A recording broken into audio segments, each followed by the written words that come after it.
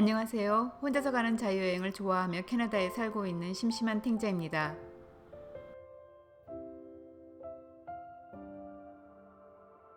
여행을 하다 보면 계획이 어긋나는 경우가 종종 있습니다.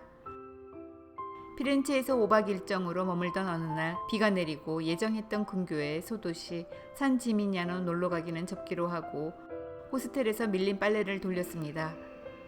비는 내리고 국수가 생각나서 근처 중국집에서 따뜻하게 우육탕으로 배를 채우고 오후에 뭘 할까 고민을 하다가 도시 이름과 약간의 역사적 배경만 알고 왔던 피에솔레로 가기로 했습니다.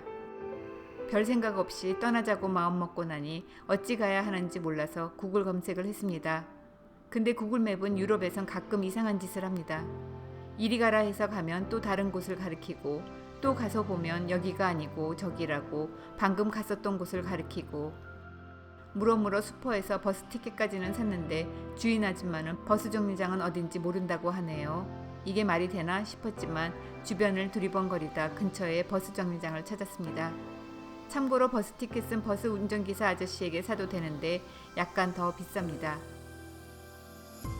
피에솔레는 피렌체에서 북동쪽으로 9km 떨어진 해발 300m 언덕 위에 전망 좋은 작은 동네로 버스 타고 20-30분 소요됩니다.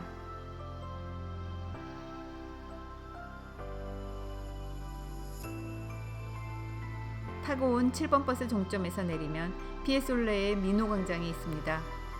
기마 동상이 눈에 띄는데 테아노의 악수 조형물입니다. 주세페 가리발디는 이탈리아의 장군이며 사심이 없는 애국자였습니다. 가리발디는 통일 의용대인 붉은 셔츠단을 조직하여 1859년 양시칠리아를 점령하는 등 남부지방에서 그의 영향력과 인기는 절대적이었지만 그는 1860년 10월 26일 점령지를 비토리오 엠마누엘레 2세에게 모두 넘겨줍니다. 그 1860년에 가리발디와 엠마누엘레 2세의 역사적 조우를 테아노의 악수라고 하며 이로써 1861년 엠마누엘레 2세는 이탈리아 통일을 선언하고 이탈리아 왕국의 초대 국왕으로 등극합니다. 최초의 피에솔레 성당은 성 로물루스에게 봉헌된 것으로 현재의 위치보다 언덕 아래쪽에 있는 성 로물루스의 순교지에 세워졌었는데 1028년 자코포 주교가 성벽 안쪽으로 옮기는 게 좋겠다 하여 현재의 위치에 새로 건립하게 되었습니다. 대성당은 로마네스크 양식이며 신랑과 그 양쪽으로 측랑이 있고 원형 기둥이 나열해 있는 바실리카 양식의 평면도 위에 지어졌습니다.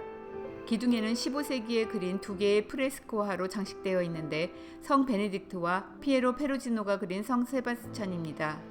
제 눈엔 특이하게도 지하석실이 지상으로 드러나 있었고 그 위로 사제석이 솟아 있었습니다.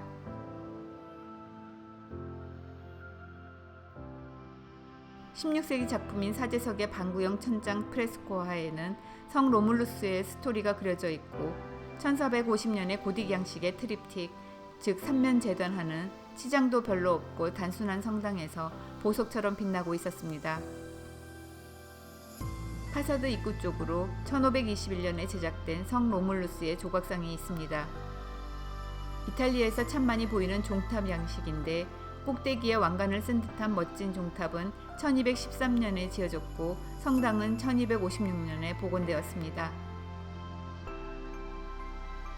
고대 에트루리아 로마 시대의 옛 모습을 거의 고스란히 간직하고 있는 유적지입니다. 로마 원형 극장과 목욕탕 등을 구경하고 싶었는데 10유로쯤 입장료가 있다고 해서 입구에서 그냥 돌아섰습니다. 매년 여름이면 원형 극장에서 공연도 하며 여름 축제가 열린다고 하는데 아쉬운 마음에 동네에 걸린 여름 축제 광고 사진을 찍어 왔습니다. 유적지 입장을 안 하고 동네나 한 바퀴 돌아보려고 걷다 보니 멀리서나마 고대 유적지를 볼 수 있더군요.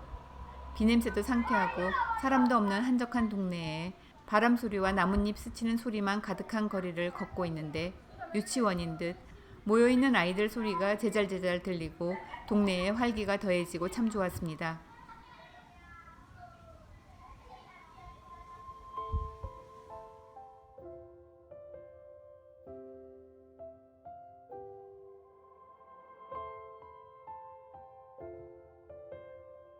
기원전 에트루리아인들이 살았던 성벽 흔적이 이것이려나 하고 들여다보는데 2000년도 넘는 세월이 무색하게 너무 멀쩡하고 단단하고 빈틈이 없었습니다. 고대 성벽의 잔해에서 볼 수 있듯이 피에솔레에는 이미 기원전 9세기경에도 에트루리아인들이 살고 있었으며 초기 중세 시대에는 수세기에 걸쳐 독립된 상태였지만 언덕 아래에 있던 피렌체보다는 힘이 약했었고 그들 사이에 전쟁이 잦았으며 여러 차례 약탈을 당하다가 1125년에 피렌체에 정복되었습니다. 자, 이제 피에솔레에 온 가장 큰 목적인 언덕 위의 전망대로 향합니다. 멈췄던 비가 다시 후두둑 쏟아지고 우산을 받쳐드니 빗소리가 더 힘차게 들리고 비가 와도 좋았습니다.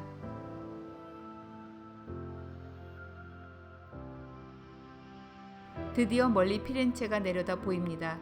2000년도 넘는 세월을 한결같이 서서 피렌체를 바라보던 언덕에 올라섰습니다. 피렌체 도시 전경을 바라볼 수 있는 핫스팟으로는 미켈란젤로 언덕이 유명한데 전 그곳 대신에 두 도시 간의 부침의 역사를 생각하며 피에솔레에서 피렌체를 내려다보자 했습니다.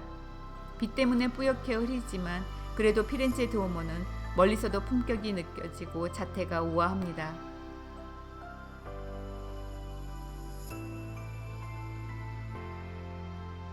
언덕의 위치에서 경관이 좋았던 까닭일까요? 피에솔레에는 14세기에도 부유한 피렌체인들의 별장이 많았으며 오늘날까지도 매우 비싼 주거지로 유명합니다.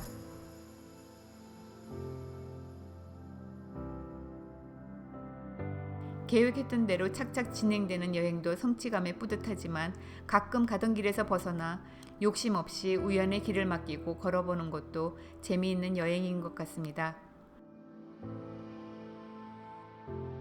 내용이 재밌었거나 다음 편이 기대되신다면 구독과 좋아요를 눌러주시면 감사하겠습니다. 감사합니다.